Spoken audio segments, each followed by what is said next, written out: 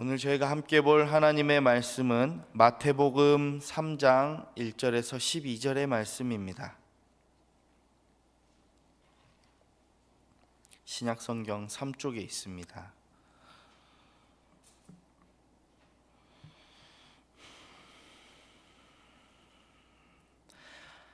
마태복음 3장 1절에서 12절의 말씀을 저와 여러분들 한 절씩 교독으로 보도록 하겠습니다.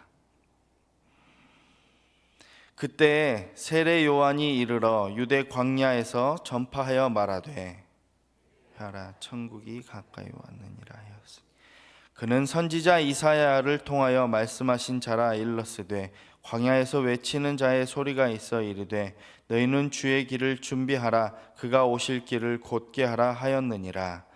이 요한은 낙타 허리에 가죽지를 띠고 음식은 메뚜기와 석청이었다.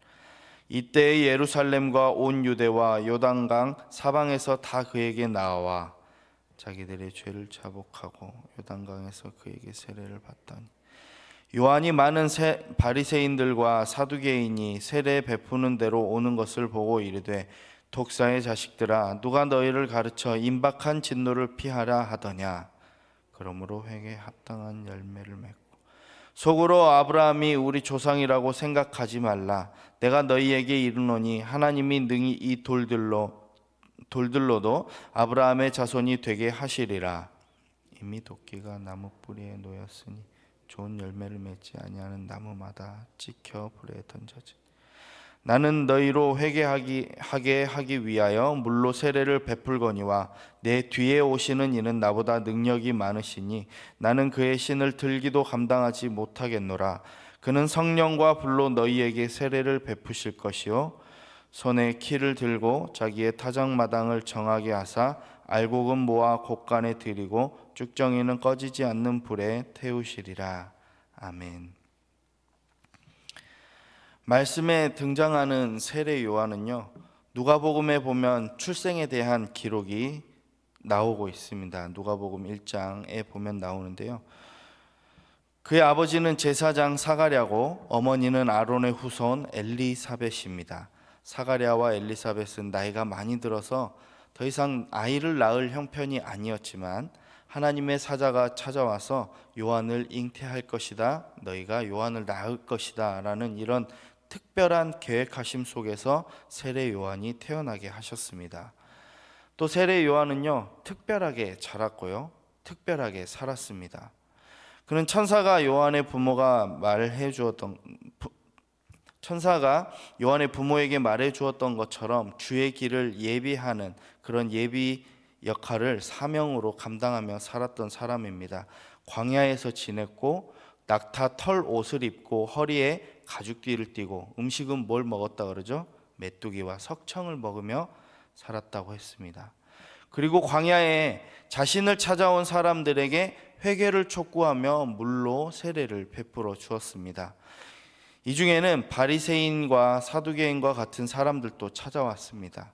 뭐라 그러죠? 오늘 말씀 가운데 세례 요한은 이들이 시간이 임박해서 하나님의 진노를 피하느냐라고 엄하게 꾸짖고 있습니다.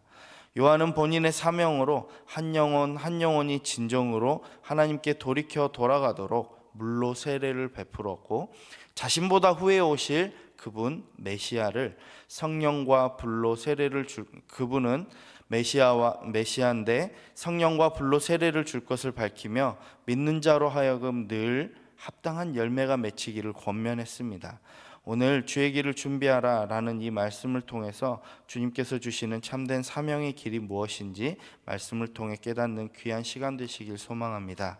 첫 번째로 보시면 외치는 자의 소리라고 해서요, 2절 3절 말씀을 함께 보도록 하겠습니다. 함께 보실게요. 회개하라 천국이 가까이 왔느니라 하였으니 그는 선지자 이사야를 통하여 말씀하신 자라 일렀으되 광야에 외치는 자의 소리가 있어 이르되 너희는 주의 길을 준비하라 그가 오실 길을 곧게 하라 하였느니라. 아멘. 이 세례 요한은 광야에서 외치는 자의 소리가 되었습니다. 요한이 소리치는 이 소리는 말라기 선지자가 이후로 한 400년 동안 침묵의 상태였는데요. 이 침묵을 깨트리고 나타난 선지자의 소리였습니다. 회개하라, 천국이 가까웠느니라 라고 말이죠. 요한이 등장하기 전 400년이란 이 긴 시간 동안 이스라엘 백성은 하나님의 계시가 없는, 하나님의 음성이 없는 칠흑과 같은 어두운 시기를 보내고 있었습니다. 요한을 통하여 천국이 이제 곧 다가올 것임을 선포하게 하신 하나님께서는 그의 외침을 통하여 이제 곧 오실 주님의 길을 준비하게 하신 것입니다. 아무도 외치지 않는 곳에서 혼자서 세상을 향해 회개하라, 이렇게 천국이 가까이 왔다라고 세례 요한은 외치고 있습니다. 또 그는 아무도 기다리지 않고 아무도 기대하지 않는 곳에 서서 하나님의 나라를 선포하고 있었습니다. 우리는 흔히 시내에서 피켓을 들고 하나님의 말씀을 전하는 전도자들을 지나가며 보신 적이 있을 것입니다. 최근에는 그것마저 많이 사라지고 전도하는 사람들, 또 복음을 전하는 사람들을 길에서 보는 경우가 아주 희미해져 가고 있습니다. 물론 전도하는 방법과 복음을 전하는 방법이 예전과는 달리 조금 바뀐 것도 있겠습니다만, 현저하게 하나님의 나라를 선포하는 사람들이 줄어든 이유도 있겠습니다. 요한은 그동안 아무도 외치지 않는 그곳에 서서 하나님의 나라를 선포하는 자의 소리가 되었다 했습니다. 우리도 이와 같이 광야와 같은 이 세상 가운데 하나님의 말씀을 선포하는 소리가 되어야 할 줄 믿습니다. 그저 나의 앞길과 나의 앞날만을 위해서, 내 성공만을 위해서가 아니라 오직 주님의 길을 준비하고자 하나님의 나라를 외쳐야 할 줄 믿습니다. 회개하십시오, 천국이 가까이 왔습니다 라고 말이죠. 여기에서 보면 회개라는 단어가 나오는데요, 회개란 후회하다라는 말과는 다른 말입니다. 어떤 사람에게 회개하세요 라고 했더니 후회만 하고 있는 사람들이 있습니다. 후회란 자신의 과거를 생각하며 통탄한다, 지나간 잘못을 뉘우친다 라고 하면, 이 회개란 하나님께서 나의 지난 죄를 고백하며 앞으로 다시는 이렇게 하지 않겠습니다 라고 결단하는 내용이 포함되어야 합니다. 한마디로 회개란 죄에서 유턴을 하는 것입니다. 죄를 향해 걸어가는 길에서 반대로 돌아서 하나님께로 돌아가야 한다는 것입니다. 단순히 뉘우치는 것에 그치는 것이 아니라 하나님께 이제 다시는 그런 죄의 길로 가지 않겠습니다 라고, 죄로 향하지 않겠습니다 라고 결단하는 것입니다. 사랑하는 성도님들, 우리는 광야와 같은 세상에서 하나님의 나라를 선포하는 소리의 역할을 다 하고 계시는지 묻고 싶습니다. 여전히 하나님을 믿는 믿음이 나 하나만 국한된 것이 아니라, 또 내 자신만을 생각하는 것이 아니라 세상을 향해 선포하는, 하나님을 외치는 그런 소리가 되어야 할 줄 믿습니다. 아무도 외치지 않는 곳에 서서 나아가 하나님의 나라가 곧 임할 것임을 선포하며 상대방이 죄로 인해 죽음으로 가는 것을 돌이키라고 선포하는 그런 사명들을 감당하는 우리 성도님들 되시길 간절히 소망합니다. 두 번째로 보시면 합당한 열매라고 해서요, 7절부터 9절의 말씀을 한번 다시 보도록 하겠습니다. 7절부터 9절의 말씀 제가 읽겠습니다. 요한이 많은 바리새인들과 사두개인들이 세례 베푸는 대로 오는 것을 보고 이르되, 독사의 자식들아, 누가 너희를 가르쳐 임박한 진노를 피하려 하더냐. 그러므로 회개에 합당한 열매를 맺고 속으로 아브라함이 우리 조상이라고 생각하지 말라. 내가 너희에게 이르노니 하나님이 능히 이 돌들로도 아브라함의 자손이 되게 하시리라. 아멘. 세례 요한이 광야에서 외칠 때 많은 사람들이 나와서 그에게 죄를 자복하고 세례를 받았습니다. 길고 긴 어두운 시간을 지나며 갈급하고 메마른 상태에서 세례 요한의 선포를 통해 많은 이들이 하나님께로 돌아왔다는 것입니다. 영적인 타락과 오랜 시간의 암흑과 같은 그 400년의 시간을 지나며 사람들은 죄에 만연해 있었습니다. 그 옛날 이스라엘의 많은 선지자들의 외침과 선포는 희미하다 못해 더 이상 들리지도 보이지도 않는 그런 시대였기 때문이죠. 한 사람의 외침으로 말미암아 많은 사람이 자신의 죄를 자복하고 세례를 받았습니다. 여러분들, 세례를 받는 것이란 그 의식을 통해서 우리가 깨끗함을 받는다라는 것입니다. 무엇으로부터 깨끗함을 받는 것이죠? 우리가 가지고 있던 죄로부터 깨끗함을 받는 것입니다. 세례 요한은 요단의 물로서 죄인들의 죄 씻음을 그 의식을 행했고, 죄를 자복한 자만이 이 세례를 통해 죄 씻음과 깨끗함을 받게 되었습니다. 그런데 그렇게 죄에서 돌이키고자 결단한 자들이 이 세례를 받는 그 장소였는데, 그 장소에 바리새인과 사두개인들이 나아오는 것을 보고 세례 요한이 독한 말로 일침을 가합니다. 독사의 자식들아, 누가 너희를 가르쳐 임박한 진노를 피하라 하더냐라고 말이죠. 당시 바리새인과 사두개인들의 행태를 알지 못하면 세례 요한이 말을 너무 심하게 하는 것 아닐까라는 생각을 하실지도 모르겠습니다. 근데 왜 요한이 이렇게 독한 말로 그들을 책망했겠습니까? 그들은 세례를 받을 목적이 아니었어요. 다른 목적으로 이 요단강으로 나왔기 때문입니다. 바리새인은 율법을 엄격히 준수하는 자로서 회개의 세례를 필요하다 생각하지 못했던 사람들이고, 사두개인은 현실주의자인데요, 종말론적인 이 천국을 선포하는 세례 요한과는 사실 근본적으로 어울리지 않는 사람들이기 때문입니다. 아마도 이 두 부류의 사람은 세례 요한이 어떤 말로 사람들의 죄를 그렇게 자복하고 세례를 주는가 하고 어떤 일이 벌어지는지 이 광야로 찾아와서 보려고 그곳에 찾아온 것이었기 때문입니다. 요한은 그런 그들을 향해서 하나님의 진노를 피하고자 세례를 너희가 받겠느냐라고 신랄하게 꼬집어 그들을 비판하고 책망하고 있는 것입니다. 9절, 10절에는 특히나 더 아브라함의 후손인 너희들이 하나님의 택함을 받은 백성임을 너무 강조한 나머지 오히려 하나님과 등을 지고 또 죄를 향해 가고 있는 것을 모르는 그들에게 경고하고 있습니다.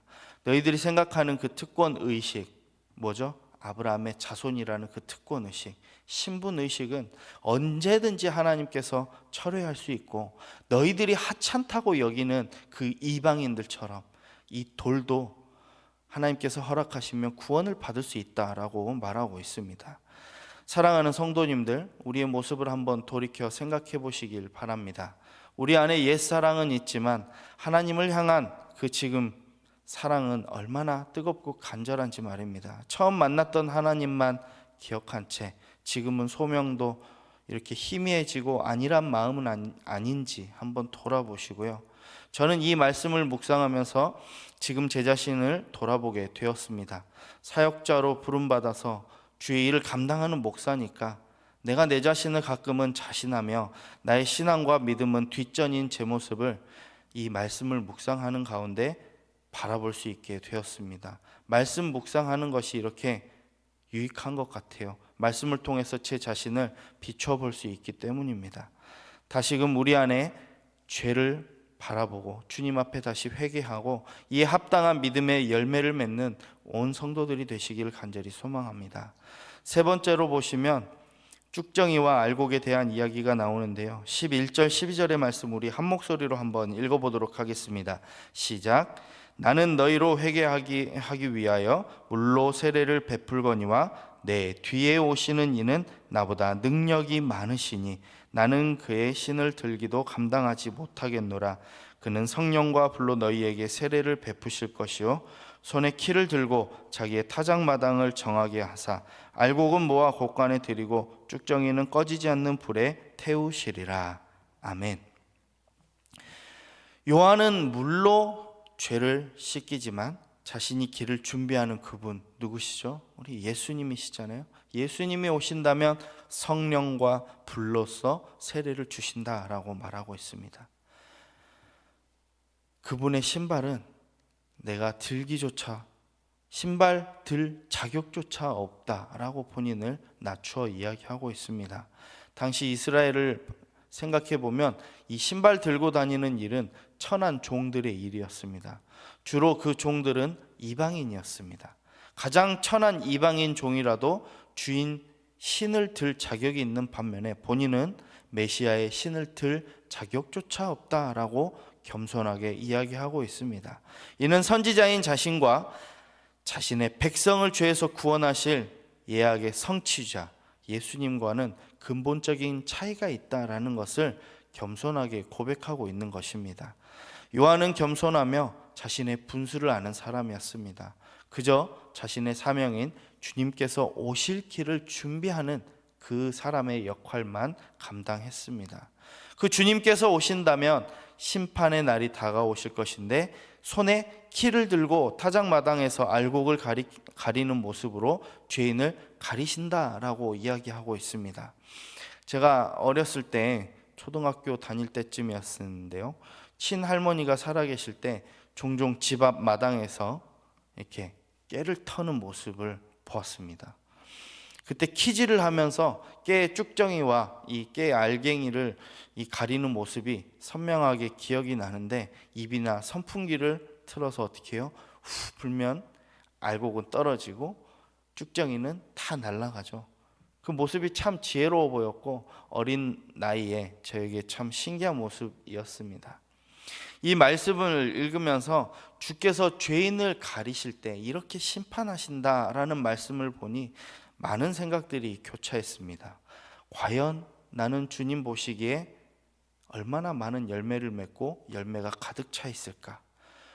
불면 날아가 버릴 껍데기만 남은 그런 사람은 아닐까라고 말이죠. 혹여 바리새인 사두개인처럼 주님께서 말씀하신 것과는 정반대로 주님을 사랑한다면서 고집만 부리고 그런 율법만 지키는 사람이 아니었는가라고 생각해 보았습니다. 바라기는 저와 여러분이 알곡과 같이 속이 가득 찬 신앙인 그리스도인들이 다 되시기를 간절히 소망합니다. 요한과 같이 겸손하게 주님 오실 길을 준비하시는 여러분들 되시기를 소망합니다. 이제 곧 성탄절이 다가오죠. 얼마나 우리 주님 오실 길을 준비하며 기뻐하며 기다리고 계시는지 한번 돌아보시고, 이 어둡고 악한 세상 가운데 우리 주님이 오셔서 세상을 밝게 비춰줄 그 날을 기대하며 주님의 길을 준비하는 우리 성도님들 다 되시기를 간절히 축복하고 소망합니다. 기도하겠습니다. 사랑하는 주님, 어둡고 죄악이 만연한 이 세상 가운데 세례 요한과 같이 외치는 자의 소리가 되는 저희들이 다 되기를 간절히 소망합니다.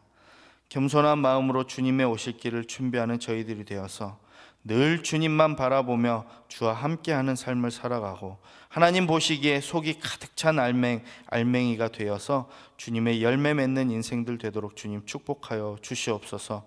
주의를 돌아보며 주께서 부르시는 한 영혼 한 영혼을 위해 우리의 사명 감당하기를 소망합니다.